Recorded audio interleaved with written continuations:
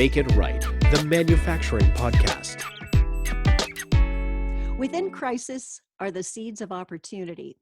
That's a great quote, and it's a great truth. And believe it or not, it comes from Marilyn Monroe. So, what are you doing in this current COVID-19 situation to find those seeds of opportunity that you can use to nurture your customers and your business? Welcome to the Make It Right podcast. I'm Janet Eastman, and this week, my guest is branding expert Jeremy Miller of Sticky Branding. He's here to talk about crisis marketing, how to do it right, so you're being helpful and giving people what they truly need to build and move forward in this time of COVID-19. So, Jeremy, I'm excited to have you on the show to talk about this crisis marketing, and nice to meet you over the airwaves.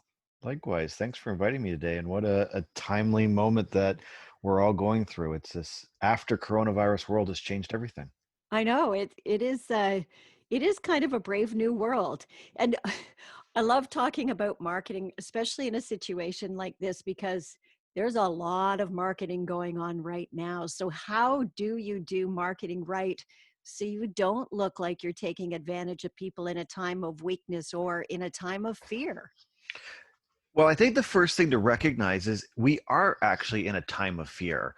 If you were to look at Maslow's hierarchy of needs, you know, that triangle, it's like we've been smushed all the way down the triangle into a state of fear where we're afraid for our homes, we're afraid for our jobs, we're afraid for our health. And marketing tactics that might have worked beforehand, where you would create a little bit of anxiety or fear, or that fear of missing out, those types of things, actually don't work very well right now because we're already in a state of fear. So the simplest answer to the question, though, is be helpful. That this is a shared experience. Every person and every company from around the world is going through the exact same thing at the exact same time, and we all have a lot of needs that have been triggered by the coronavirus and the lockdowns and everything that we're experiencing. So, how can your business be of service? How can you help other companies or other people who are in need? And if you're truly helpful, you will never be perceived as opportunistic or icky. hmm So how do you define or figure out what is going to be helpful for a prospect or a client? What's going to be different for everybody, and this is what I think is so interesting of the situation that we're in right now. So I like to ask people three questions when they're approaching their marketing. The first one is, who needs your company and its expertise the most right now? And this is really being creative. Where can you be of service? And then when you identify a need, then the next question is, what products or services can you deliver to help them solve that problem? And this is key because in a crisis, you need to sell, you need to generate cash in order for you to survive the crisis. And then finally, the third question is, how can you proactively sell and deliver your services to the people who are most in need? So it's all about being creative and generous, looking out at the world around you, looking at your customers, looking at potential customers, and asking, how can you be of service? Where do they need, where are they having problems that you might be able to assist on? And some might be very technical type of things, like maybe people need personal protective equipment, and the logistics is a problem that you have the ability to help with shipping, just like Amazon has done in Canada to support the government of Canada to get PPE out to the hospitals. But it can be much simpler than that. If you're a comedian, for example, just bringing laughter and joy to people who just need a break from it all could just be one of the best gifts that you could ever give.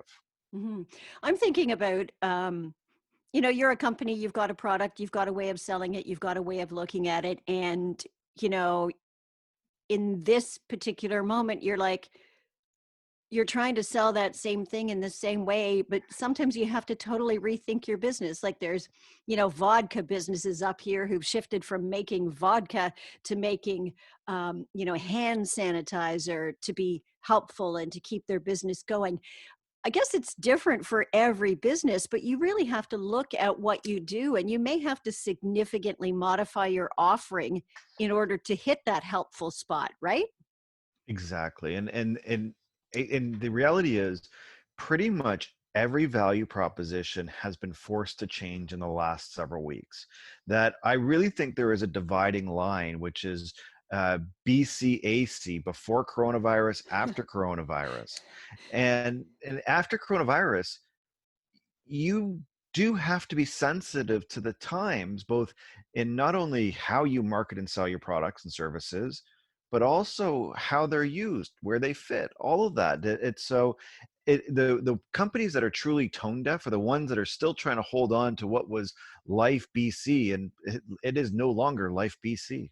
Mhm.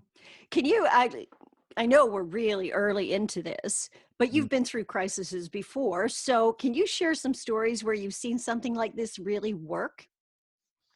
Well, this approach really came back from my origin story. In many respects, I feel like I've been training my entire career for this moment.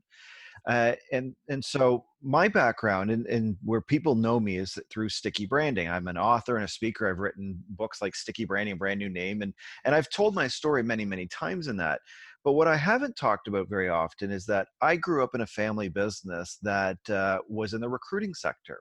And our business would go up and down with the economy. And I can tell you in vivid detail what every recession, starting with 1989, looked like, because every time there was a spike in the unemployment rate, our business suffered, and as a result our family finances suffered, and that cascade effect that many people are going through today, we have gone through multiple times.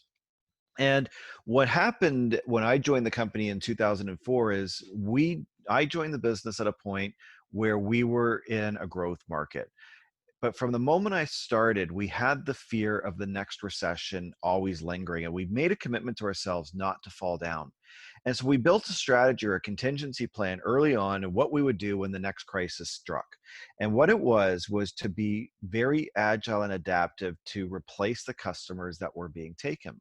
And the net result of that was in the 08-09 recession, which was at that point before the Great Depression, the largest spike in unemployment. We grew while the rest of the recruiting sector was cratering. We brought on a new customer per week, and it was a deliberate strategy to replace big clients with little clients. Um, but we're but that kind of mindset is taking place even today. There are lots of companies, and we can go through a couple examples, but there's lots of companies that are being really proactive and bold, and they are looking at the lockdowns as a real restriction, and but they are being truly innovative and creative to find better ways to serve their customers, or ways that they can serve their customers within this crisis. And as a result, they are proactively replacing the revenue that was taken from them. Mhm. Well, let's talk about some of them. Share somebody. So I'll give you one that I think is a really dramatic example is Element Fitness, which is one of Canada's largest CrossFit gyms. Now, you imagine going to a gym at the start of the crisis, everyone would be locked out of this whole thing, and they were no different. You'd go to the gym to get sweaty, and that doesn't work in a pandemic. So they were shut down like everybody else. But Alex Sabiri, the founder, and his team moved really, really fast. And within 24 hours of the announcements around March 11, 12, they had put their programming online with videos and content. But what's really remarkable, and I'll give you the end of the story and then tell you how, is where they're at today. They have a 92% member retention rate, paying full fee as the same they were before the crisis, with a 9.8 net promoter score. So they are getting member satisfaction of 9.8 out of 10. And so it's remarkable, right? That's astounding. And And they're so still paying the same membership as they were to do everything online and not be allowed to enter the facility. $200 a month. They're not cheap. Wow. What happened? Alex reframed his business. He said, you know what? Many gyms think of themselves as a rental business. They give a membership, you use the equipment, you come and you leave on in hours. He said, we are not a rental business. We're a coaching and community business. So they said that, and then asked the question, how do we create the community online? So they put their programming online like everybody else did. They gave all of their members equipment to take home, and then they assigned everybody a home coach. And that provided accountability and someone to check in on you daily. They then created multiple Zoom classes through the day so that you could do your workouts. But at night, they created all these community events. So they have a dance night where one of the members teaches a dance class, and they have a games night and a wine tasting night. And every night, 7 days a week at 7:30, they have programming going on. And as a result, they have actually created an even more dynamic community experience than what they did before COVID. So the next question is, what happens to all their bricks and mortar? Well, this is going to be one of the most interesting questions I think so many businesses are seeing right now is they're being exposed to opportunities that are going to reframe their business at the end of this thing. Now, Alex had said to me that, look, we are actually growing. They're selling these programs now to schools and sports teams and others where they're delivering virtual training to groups and creating a new revenue stream they didn't have before. But maybe this virtual piece will continue on afterwards. Obviously, people are going to want to go back to the gym, but Hmm. maybe they don't need as large a facility. The expansion plans before COVID were to open another gym. Maybe that doesn't make sense anymore. So this is, and this is a repeating story right now, is that we are getting exposed to new needs and new opportunities that will likely stick around after this crisis. And for that, this has become one of the most golden entrepreneurial opportunities of in history. The playing field's been leveled. We have access to capital, and you've got customers that want you to succeed. You really can't ask for a better moment, even with all the carnage and bad things going on. The entrepreneurs and the leaders who are taking the risks and are going for it are being rewarded. Hmm. And there's something really important here, and it is that ability to really sit down and examine your business, rethink your customers and what it is you're providing to them, and how you can, turn this situation into value. Like, as you said, this fellow Alex, he has completely transformed his business. Now his marketplace isn't just whatever the cities are that he's in, but really he's global now if he wants to be, from the Hmm. sounds of it, right? Yeah. So what kind of tips do you have for somebody to sit down and really re-examine their business? Now, you said you've got these three key questions, but Mhm. how do you get started? Like, who needs your company and its expertise right now? Like, how do you really break that question down? Sure. Well, at Sticky Branding, we have a program called Crisis Marketing where we are working with companies through these types of questions. And the very first part of this is need identification. And what I encourage listeners to do as a starting point is to look at yourself, your customers, and your competitors, and look at where the needs may examine. You can look at what's going on in your company, what's going on with your customers, and what's going on with your competitors, and try to create a list of all the potential needs that you are seeing around you. And as you do that, try to assign what could be products or services that you could deliver or adapt to solve that need and put a value on that. And this is a simple way of getting your creative juices flowing to all the varying ways that you could be of service right now. So I'll give you a very specific way to look at this. One of the things that we are seeing right now are significant disruptions in supply chains. If you are competing with, say, manufacturers that are in northern Italy, well, they've probably been offline since February, and they're unable to ship their products and services. Same thing with manufacturing that's going on in Asia. That there might be supply chain issues preventing products from getting to, say, Europe or North America. If that's the case, and you're able to actually serve those markets, then you have an opportunity to go to customers and say, I recognize you might have been using this, but this is a product that we have that could help you solve that problem. And it's not that you're being opportunistic, you're actually being very helpful because they still need those products and services. You're just helping them navigate a new opportunity or a new vendor to buy from. But it takes that first step to really just be wide thinking and creative to say, what are all the possible areas that we could be of service? Hmm. Hmm.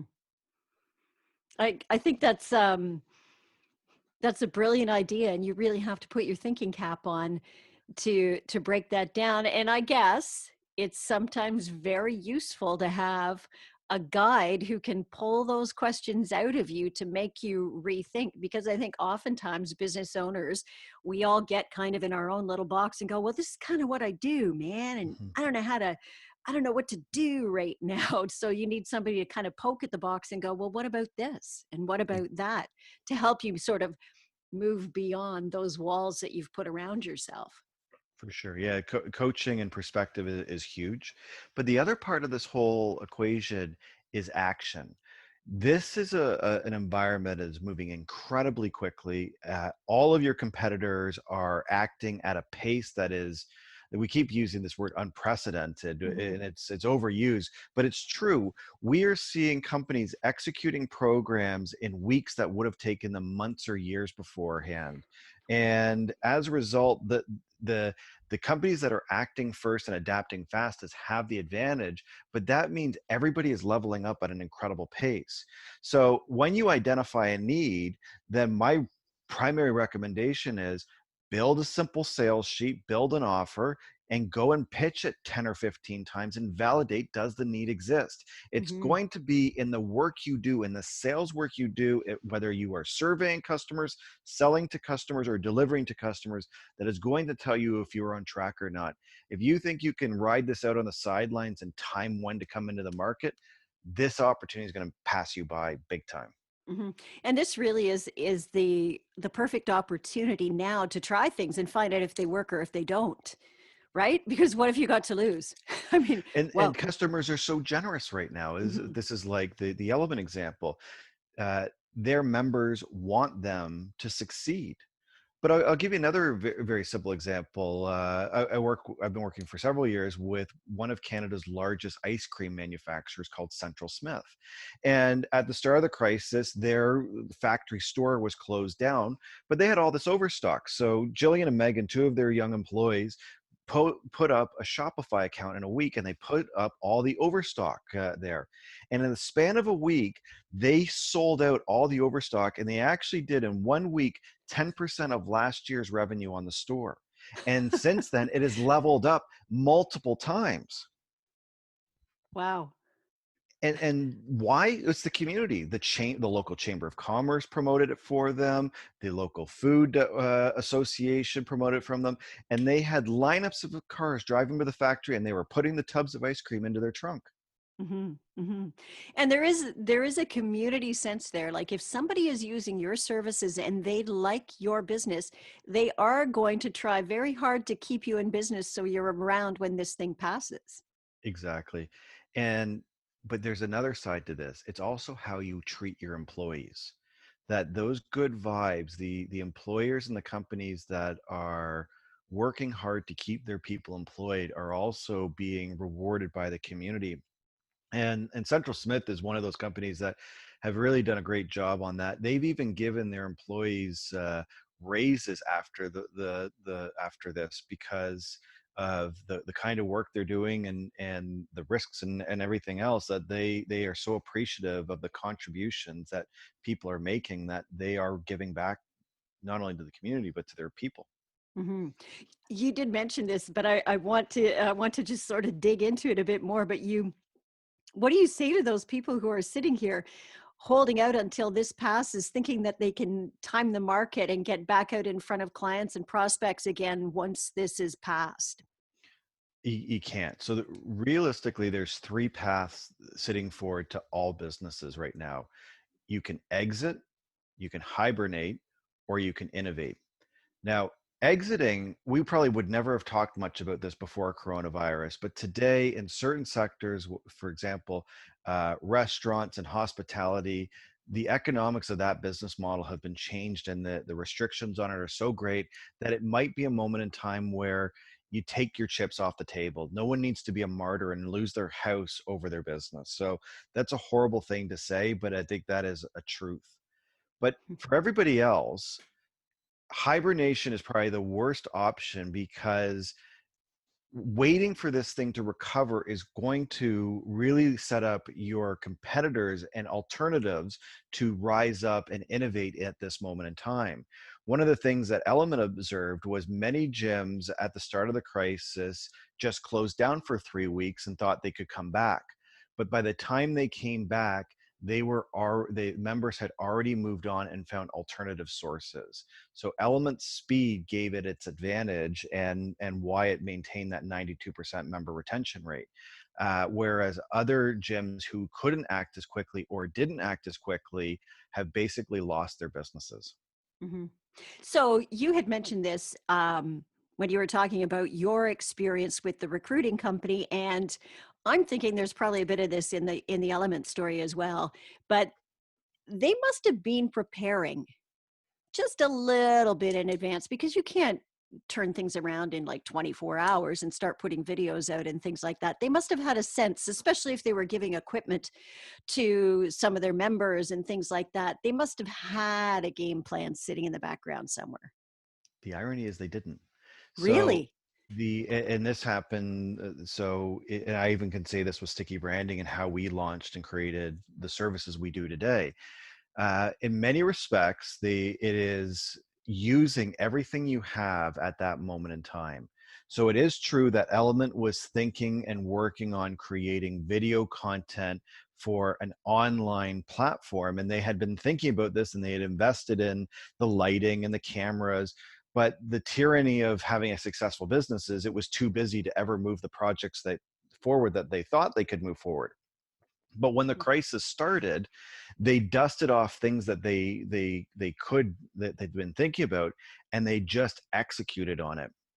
And that to me is really what so many entrepreneurs are doing right now. I did the same thing at the start of this crisis. The first couple of days of this, I was advising my clients on crisis communication.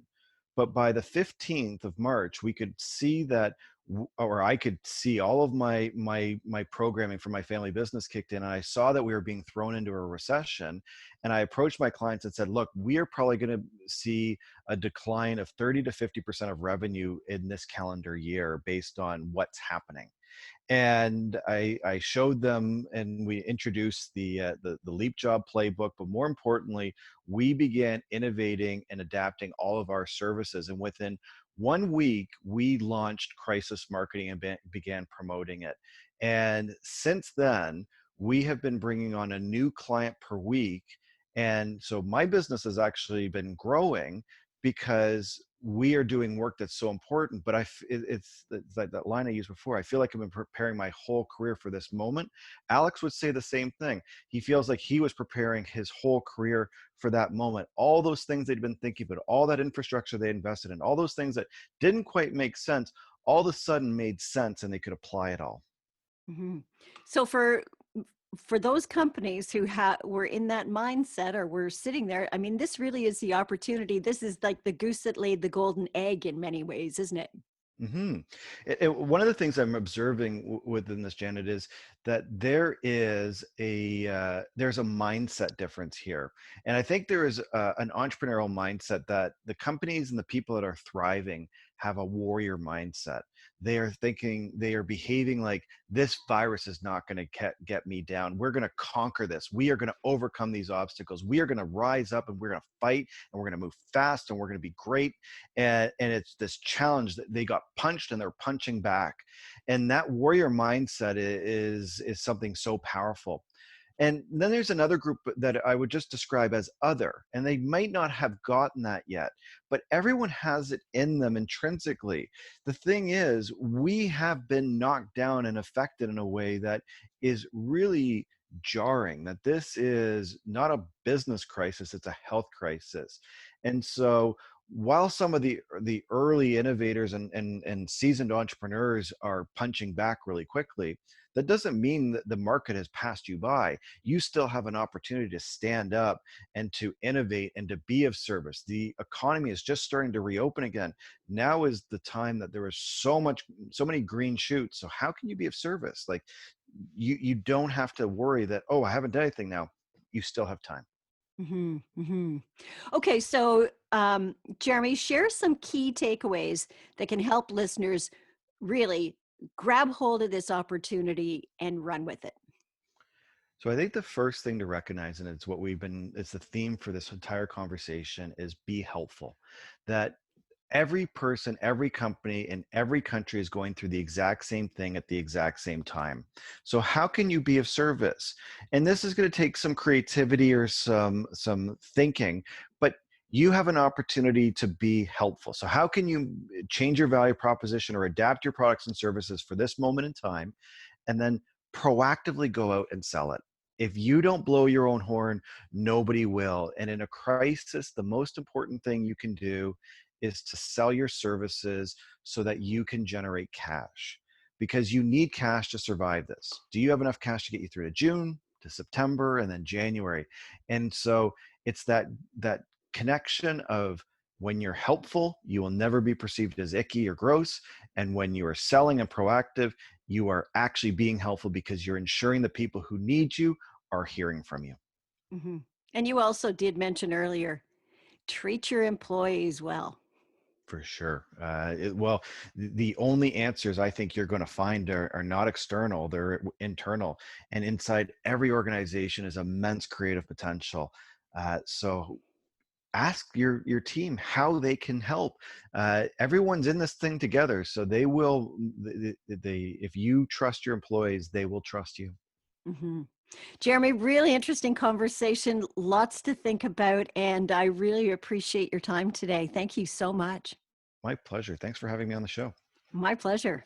Jeremy Miller is a branding expert, and he's the best-selling author of Sticky Branding and Brand New Name. Brand New Name is fairly new, isn't it, Jeremy? Yes, it was just released October 2019. Okay, so it's available on Amazon and when bookstores open again, etc., I'm guessing, right? Wherever books are sold, but Amazon's probably the fastest. Yeah. Okay. That is our show this week. Please check out our Twitter and LinkedIn feeds that are on our podcast page. Subscribe and share the podcast with your friends and colleagues through iTunes, Google Play, Stitcher, Spotify, and YouTube. The Make It Right podcast is brought to you by Kevin Snook, leadership advisor and author of the best-selling book, Make It Right: 5 Steps to Align Your Manufacturing Business from the Front Line to the Bottom Line. I'm Janet Eastman. Keep in mind what Marilyn Monroe said: within crisis are the seeds of opportunity. That is our show this week. Thanks for listening to Make It Right.